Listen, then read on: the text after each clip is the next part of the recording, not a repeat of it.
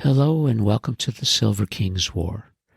I'm Michael Sievers, the writer, producer, and creator of this podcast series about my father's Second World War as a B-26 bombardier. Today we continue in the epilogue for Dearest Ones, the letters that our hero, the Silver King, wrote to his family throughout the war.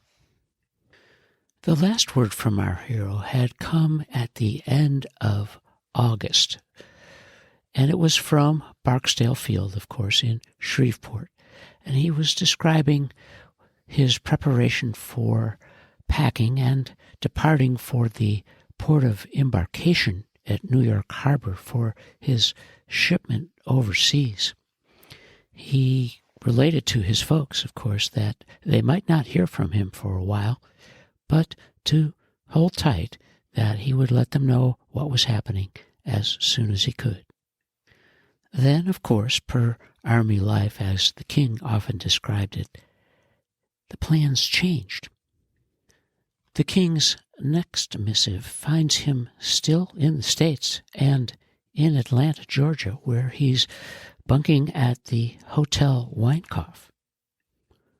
The Winecoff is part of the Robert Meyer Hotels group, which includes a Hotel Patrick Henry in Roanoke, Virginia, and a Hotel Roosevelt in Jacksonville, Florida, and finally the Hotel Emerson in Baltimore, Maryland. Advertised as absolutely fireproof and offering the European plan with a individual bath in every room, as well as a new radio, and located in the heart of Atlanta on Peachtree Street. Stanley writes on Monday, September 5th, 1944, from Atlanta, Georgia. It's Labor Day. Dearest Ones, by this time, you probably believe I'm well on my way to places unknown. It's just as much a surprise to find myself here in Atlanta as it will be to you. I've been here since Saturday and am returning to Savannah tomorrow. We've been having a marvelous time on our last flying, and Atlanta is quite the place to have it. I know you're anxious to know the details, so here goes. We arrived at Savannah safe, but with headaches around Thursday noon. It was really a wild train ride as we stayed drunk practically all the way. Dad, I think the only time we were sober is when you saw me Wednesday morning. Everyone had a bottle, and some had two. Besides that, we had a 6-hour delay in Columbus and took the town over completely. The people there knew the Air Corps had hit town. We were threatened with jail by the police, and the railroad almost refused our ride. Our 2 cars were hooked onto a civilian train, and the group kept trying to go up with the civilians. Believe me, it was a mess. I drank enough to last me a long time. We found Savannah very crowded. I never saw so many planes on the field, every type and model but the B-26s, and that's why they gave us a 3-day pass. They didn't have room for us nor the time to process us. Processing is the same old routine, only we are issued all our flying equipment. I am due back tomorrow by midnight. We will probably be processed right away, which only takes 2 days. It's a wonderful organization once they get started. I expect to be on my way by Friday. I saw Bill a couple of times before he left. He left Friday for the POE in New Jersey as he is going to England by boat. Nobody is flying over in B-26s, it seems. That means there are enough planes already over there and is no need for any more. So, it looks like I'll be taking a boat ride after all. Remember, Mom's the word. Dad, it was swell saying goodbye to you. I'm sorry I didn't get to see you, Mother. I was afraid to talk to you and tell you to come down, as you never know who is watching, and I could have gotten into plenty of trouble.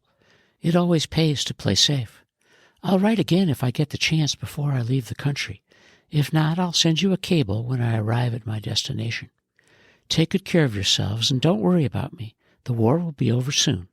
I'll probably never even see any action. Love to Ida. I love you and miss you, Stan.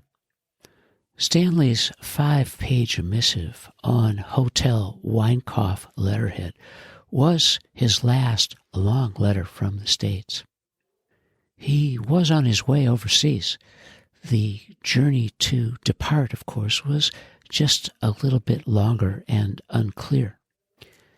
After Atlanta, the king was short on cash, and his folks received a Western Union wire on September 10th, 1944, from New York City.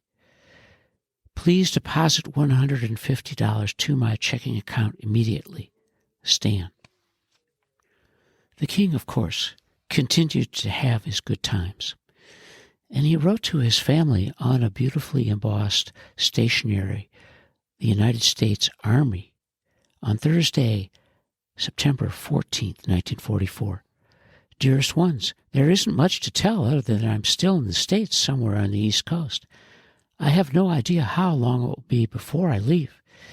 It isn't bad here, except that right now I'm restricted to the post when I should be in town. I've been out every night having a swell time until I came in late on pass and was restricted. You should have my APO number, as it was supposed to have been mailed to you from Savannah. I cashed a check for $100 as money is now short. I'm fine and hope you're well. Take care of yourselves. Love to Ida. I love you and miss you, Stan. The Silver King, in no surprise to us as faithful followers, is having a wonderful time in New York City. He's a big city man, and he's going to squeeze every moment of entertainment that he can out of what's left of a few days in the States. Stanley wrote his last letter from the States, again on embossed stationery from the United States Army, on Monday, September 18th, 1944. Dearest Ones, received both of your very sweet letters, and as always, so happy to hear from you. I'm glad you're well and are having so much company for the holidays. I do wish I could be there also. I also received a sweet letter from Leona saying all were fine. There isn't really much I can write except I'm fine and waiting anxiously to be shipped. The restriction was finally lifted, so once again we've been to town having a swell time. I would like to tell you the things I've done and seen, but the censor wouldn't approve. Just take my word for it. I can't complain about my last nights in the States. I've enclosed the card and hope this will settle it all. Thanks so much for your trouble. We'll write again soon. Love to all. Stan. As Stanley awaits his overseas shipping assignment, he will soon learn that his ride will be the Queen Mary, which has been retrofitted as a troop transport ship. If the king's schedule holds, he should arrive in England before the 1st of October of 1944. And as our hero is moving across the Atlantic Ocean, we have reached the end of this episode of the Epilogue of Dearest Ones, the letters that Stanley wrote to his family throughout the war, Part 19. And you are listening to the Silver King's War.